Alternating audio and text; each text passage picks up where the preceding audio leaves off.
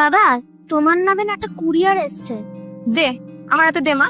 মা, এই ইংলিশে লেখা আছে, তুমি ওটা বুঝবে না।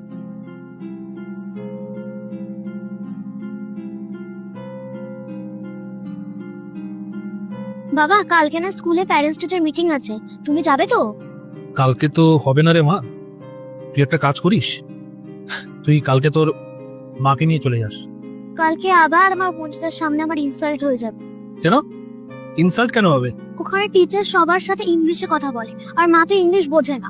তোমার যদি যেতে হয় তুমি চলো, নাহলে আমি যাবো। তুমি কিছু মনে করো না, ও তো বাচ্চা মানুষ। ঠিকই বলেছো তো, আমি যদি পড়াশোনা জানতাম তাহলে হয়তো ভালো মা হতে পারতাম।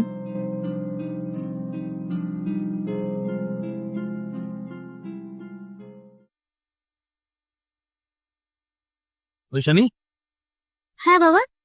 মা, তুমি অনেক বড় হয়ে গেছো আর এখন অনেক কিছু বুঝতেও শিখেছো, কিন্তু তোমার এখনো অনেক কিছু বোঝা বাকি আছে।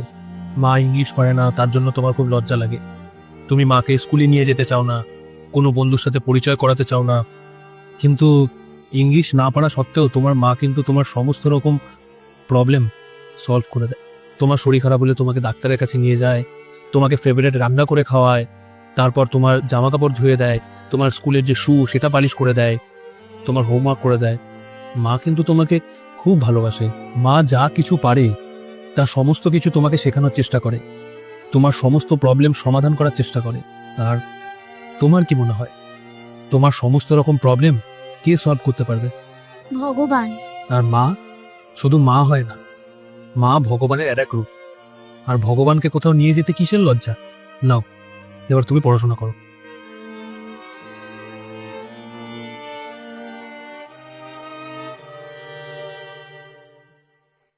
মা, হ্যাঁ মা, সরি।